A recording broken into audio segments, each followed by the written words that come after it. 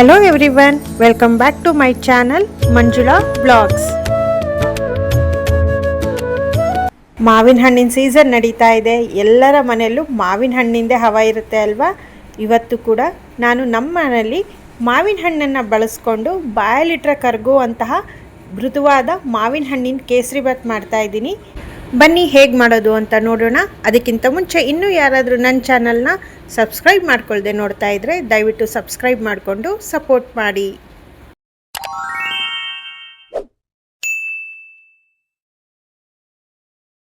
ಇಲ್ಲಿ ನಾನು 2 ಹಣ್ಣಾದ ಮಾವಿನ ಹಣ್ಣನ್ನು ತೊಗೊಂಡಿದ್ದೀನಿ. ಚೆನ್ನಾಗಿ ತೊಳ್ಕೊಂಡು ಅದರದ್ದು ಪಲ್ಪೆಲ್ಲ ತಗೊಳ್ತಾ ಇದ್ದೀನಿ. ಸಾಮಾನ್ಯವಾಗಿ ನಾವೆಲ್ಲ ರವೆ ಕೇಸರಿ ಬಾತು ಅಥವಾ ಅನಾನಸ್ ಪೈನಾಪಲ್ ಕೇಸರಿ ಬಾತು ತಿಂದಿರ್ತೀವಿ ಅಲ್ವಾ.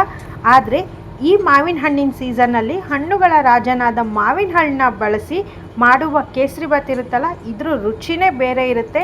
ಹಳದಿ ಬಣ್ಣದಲ್ಲಿ ಬಾಯಲ್ಲಿಟ್ಟರೆ ಸಾಕು ಕರಗಿ ಹೋಗುತ್ತೆ, ಅಷ್ಟು ಚೆನ್ನಾಗಿರುತ್ತೆ.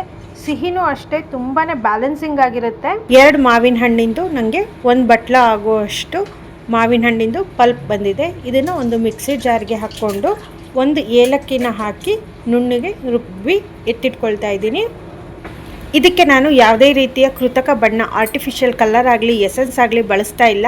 ಮಾವಿನ ಹಣ್ಣಿನಲ್ಲೇ ನೈಸರ್ಗಿಕವಾಗಿ ಕಲರ್ ಇರುತ್ತಲ್ವ, ಅದೇ ಸಾಕು ಈ ಕೇಸರಿ ಬಾತ್ಗೆ. ಈಗ ಒಂದು ಬಾಣಲಿ ಇಟ್ಕೊಂಡು 1 ಕಪ್ ಆಗುವಷ್ಟು ರವೆನ ಹಾಕಿ 1 ಸ್ಪೂನ್ ಆಗುವಷ್ಟು ತುಪ್ಪನ ಹಾಕಿ ರವೆ ಕೆಂಪಗಾಗಿ ಅದರದ್ದು ಘಮ ಏನಿದೆ ಅದು ಬರಬೇಕು, ಅಲ್ಲಿ ತನಕ ರವೆನ ಚೆನ್ನಾಗಿ ಹುರ್ಕೋಬೇಕಾಗುತ್ತೆ. ನಾನಿಲ್ಲಿ ಮೀಡಿಯಮ್ ರವೆನ ತೊಗೊಂಡಿದ್ದೀನಿ. ರವೆ ಹುರಿದಿದ್ದಾದಮೇಲೆ ಇದಕ್ಕೆ ನಾನು 1 ಕಪ್ ಆಗುವಷ್ಟು ಬೆಲ್ಲನ ಸೇರಿಸ್ತಾ ಇದ್ದೀನಿ.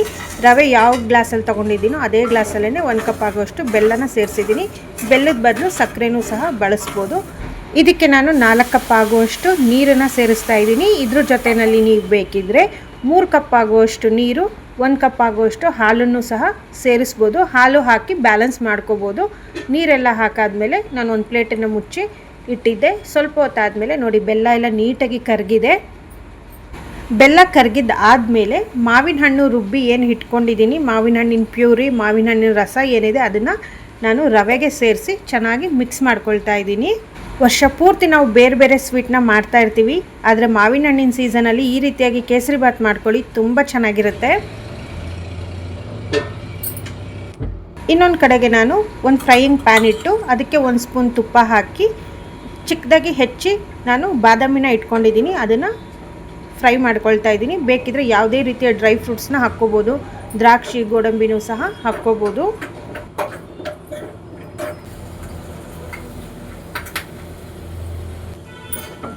ಹುರಿದಿರುವಂತಹ ಬಾದಾಮಿನ ನಾನು ಕೇಸರಿ ಬಾತ್ಗೆ ಸೇರಿಸ್ತಾ ಇದ್ದೀನಿ.